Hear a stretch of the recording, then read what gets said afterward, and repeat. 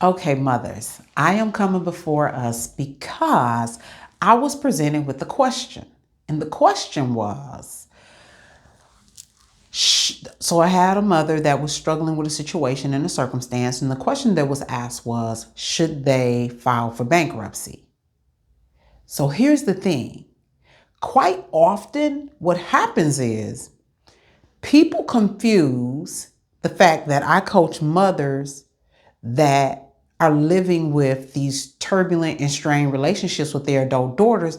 When people first hear that, they automatically assume, because that's my specialty, that it has something to do with all this emotional baggage, and it's about healing them in their relationship with their adult daughter, which that's what we want at some point to happen, but we leave that in God's hands.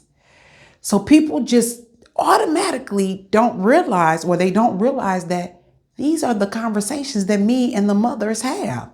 When I say I coach mothers to be able to move forward and excel in life, it is much greater than us just having conversations about adult daughters. To be honest, the majority of our conversations, I want to say a good 80%, 85% of it has nothing to do with day to day with the adult daughters. Because if you're finding yourself in a healing place, or we're on this journey and getting you to the next level in your life, whatever that may look like, the healing will eventually come on all angles. But we can't make something happen. We have to leave whatever that relationship is with the adult daughter. We have to leave that with the Lord. And we as mothers, we move forward with our lives. How do I say it?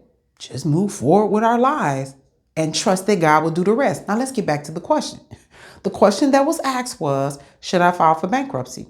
Here's the thing. I'm not the expert when it comes to whether you should file for bankruptcy or not. What I am is someone that can lead and guide you to the right answer for you. Every situation, every circumstance is different. So let's think about it from my perspective. When I'm speaking about something like that, I believe, for me, and that's for me, if I make a debt, I believe that I should honor and pay for that debt. I can look back over my years and I thank God that when I've been in financial strains and financial binds, especially as a single mom, I stayed before the Lord. I genuinely did. I'm not saying that today. I'm talking about then, years ago. I would always go before the Lord. Lord, I need you to open up the revenue that I need. But that wasn't what I would say. I would just pray and ask the Lord. I needed him to open up what I needed in order to make ends meet at that time.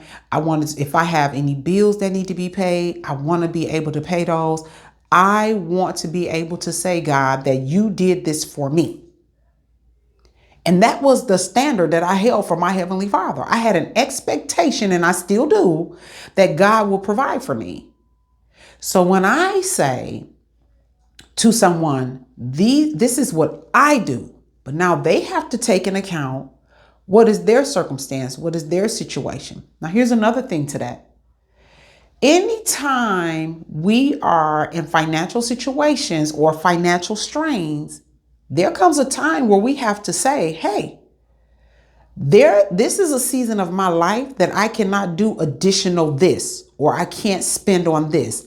You have to refrain from the additional spending. I've been in those seasons in my life. I just recently came out of that season. Right after COVID came, and it was time for me to trade in my vehicle. And when I had to trade in my vehicle, the vehicle that I had, they literally went up astronomically. Like, they tripled the car note. And here was their response. Well, because COVID has happened, everything is high. I said, it won't be me. You won't get that from me. Here's why. One, I have leasing space that I pay for my office space. I had other things that I was trying to take care of for the business. And if you're neglectful in the business, that affects your home as well, because you're getting paid from the business. So I had to do things that were responsible. So I still, God is so good and gracious. He said, if you faithful over few, I'll make you ruler over many.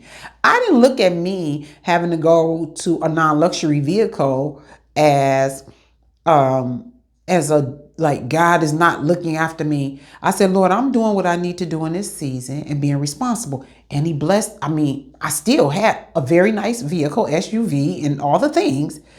Very responsible. I'm very responsible when it comes to my finances and my credit, but there are seasons of our life where things change. So I said all that to say, I went through that short season of life. And then when I transitioned, it was time to trade in another car.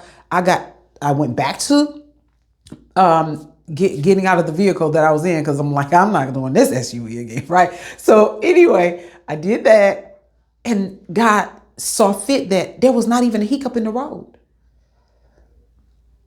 I may seem like I'm rambling because I'm trying not to get into the details of this person, of this mother. But what I'm saying is, what we do is we make sure that we are responsible with what we do have.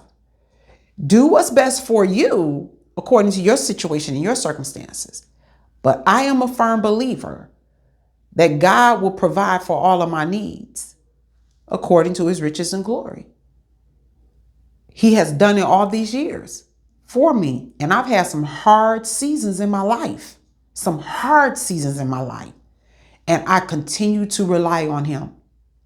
So just saying, Mothers Conquering Together Coaching, I specialize in coaching this unique group of mothers because I am that mother. I've lived that. I am an advocate for mothers that are facing this season of life that they are in with the turbulent relationships with their adult daughters. I am an advocate for them. But that's my specialty of who I do it for.